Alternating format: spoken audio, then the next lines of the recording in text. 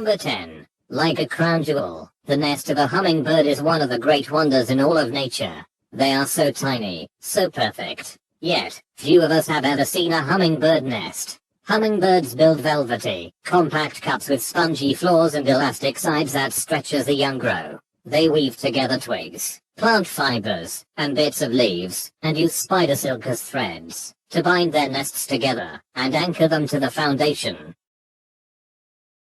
Though each of the 17 hummingbird species that breed in North America build slightly different nests in various habitats, all hummingbird nests have much in common.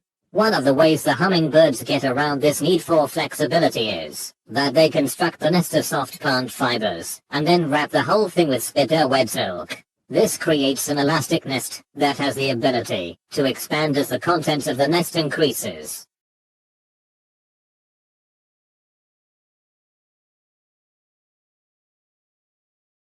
Number 9. Rufous horn arrow is known for its wonderful oven-shaped nest. This large spherical nest is made with clay, mud and vegetation such as straw. It is large with 20 to 30 centimeters in diameter, and 20 to 25 centimeters high. The walls are about 3 to 5 centimeters thick. Such structure can weigh 3 to 5 kilograms. The walls, made with mud and plant material or dung, are very hard when dry. It is the typical adobe technique. The nest is placed up to 8 meters above the ground. The orientation of the entrance may be variable, and it is often positioned. Number 8. The most intriguing quirk of the common tail orbit is perhaps that it creates its nest by sewing leaves together with its beak. The edges of the threads act like rivets, holding the leaf edges together. The stitches don't unravel, thanks to the coarseness of the thread and elasticity of the leaf springing back to grip the thread passing through the holes. A single nest can contain between 150 and 200 stitches. The nest even has a roof to provide shelter from the monsoon rains and offer shade from the sun, formed by one or more pieces of leaves pulled down. Number 7. Flamingos build nest mounds made of mud, small stones, straw, and feathers. These mounds can be as high as 30 centimeters, 12 inches. Mound building begins up to 6 weeks before the eggs are laid. Using their bills, both male and female participate in mound building by bringing mud and other objects toward their feet. As they slowly construct the mound, the parents make a shallow well on the top, where the female will lay the egg.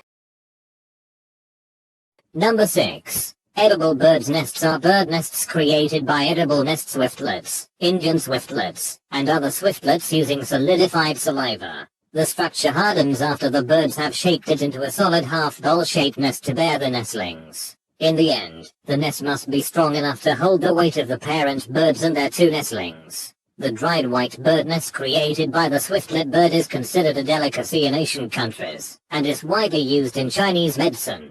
If you can't live without it, 100 grams will cost you about $450. Farming edible birds' nests is becoming popular in Malaysia because of the rising demand from China's growing middle class.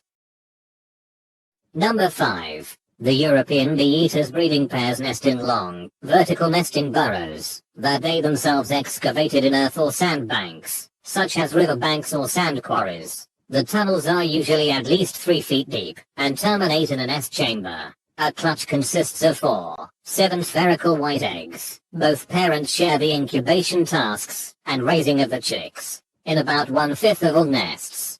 Number 4. Weaver bird nests are extraordinary structures. Most individual nests are cylindrical in shape, with downward facing, narrow entrances that are usually situated over or next to water, ensuring that the entrance faces downwards and is as narrow as possible deters thieves and potential predators. Some nests even have a long tube, extending the entrance further beneath the nest body. Having selected a good location for his nest, the weaver bird starts to loop and weave strands of grass or strips of leaves around the ends of 1 or 2 branches in a tree. Having created a looped basis for the nest body, the weaver bird then builds the hollow body before adding the tubular entrance last.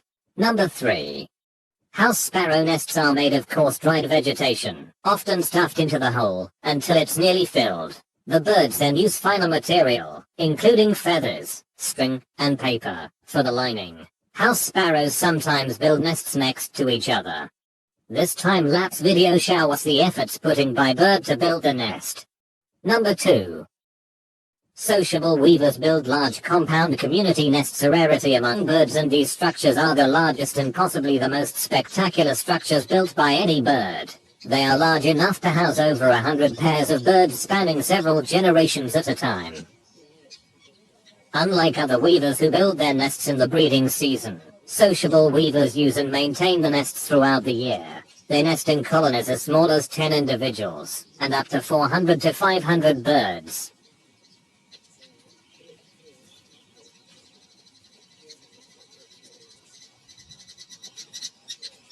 Number 1.